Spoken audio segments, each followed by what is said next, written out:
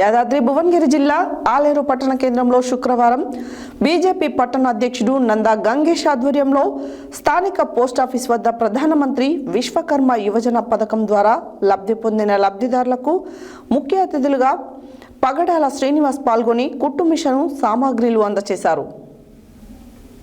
యాదాద్రి భువనగిరి జిల్లా ఆలేరు పట్టణ కేంద్రంలో శుక్రవారం బీజేపీ పట్టణ అధ్యక్షుడు నందా గంగేష్ ఆధ్వర్యంలో స్థానిక పోస్టాఫీస్ వద్ద ప్రధానమంత్రి విశ్వకర్మ యువజన పథకం ద్వారా లబ్ధి పొందిన లబ్ధిదారులకు ముఖ్య అతిథిగా పగడాల శ్రీనివాస్ పాల్గొని కుట్టు మిషన్ సామాగ్రిలు అందజేశారు.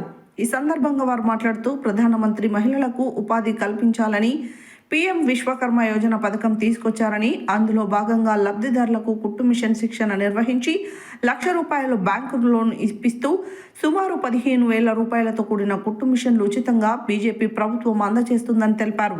కాబట్టి ప్రజలందరూ కేంద్ర ప్రభుత్వం అందిస్తున్న సంక్షేమ పథకాలను గ్రహించాలన్నారు.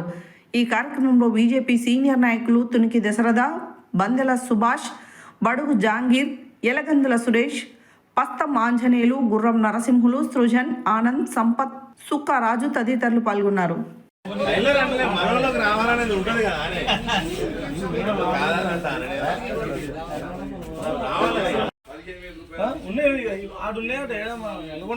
మిగతా అన్ని అన్నీ ఉన్నాయి. ఇప్పుడు ఇచ్చే 2 పీసులు యాడ్ చేసే లోపల వీటితో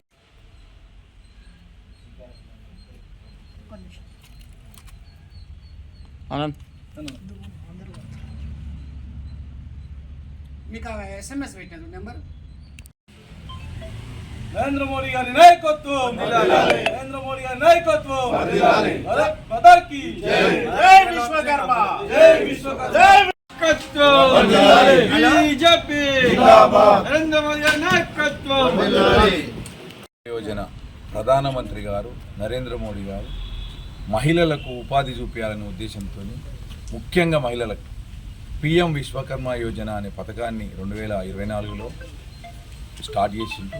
అందులో భాగంగా 18 కులవృత్తుల వారికి శిక్షణనిచ్చి ఆర్థికంగా సహాయం చేసి వారికి పనిముట్లు ఫ్రీగా ఇచ్చే విధంగా స్టార్ట్ చేసిన ప్రోగ్రాంలో భాగంగా ఇవాళ ఆలేరులో 260 పైచిలుకు మందికి కుట్టు శిక్షణ నిర్వహించి వారికి ₹1,00,000 లోన్ ఇచ్చుకుంటూ బ్యాంకుల ద్వారా, లీడ్ బ్యాంక్ ద్వారా ఇవాళ వారికి కుట్టు మిషన్లు కూడా ₹15,000 కుట్టు మిషన్లు కూడా ఫ్రీగా ఇవ్వడం జరుగుతుంది. అందులో భాగంగా నేను 6,000 మున్సిపాలిటీ నుంచి ఇవాళ చాలామంది మహిళలు వచ్చి తీసుకుపోతారు. వారికి ₹4,500 ఇచ్చి శిక్షణ కూడా ఇచ్చినాం. దాని తర్వాత ఇవాళ మిషన్లు కూడా ఫ్రీగా ఇవ్వడం జరుగుతుంది. అదేవిధంగా ₹1,00,000 లోన్ కూడా వారికి ఆర్థికంగా సహాయం కూడా చేయడం జరుగుతుంది. కాబట్టి ప్రజలందరూ గ్రహించాలి. ఇవాళ కేంద్ర ప్రభుత్వ సంక్షేమ పథకాలు ఏ విధంగా అమలవుతున్నాయి, కేంద్ర ప్రభుత్వ సంక్షేమం వల్ల ప్రజలు ఎంతవరకు ఉపాధి పొందుతున్నారు అనే విషయాన్ని ప్రజలు గ్రహించాల్సిందిగా కోరుతున్నాను.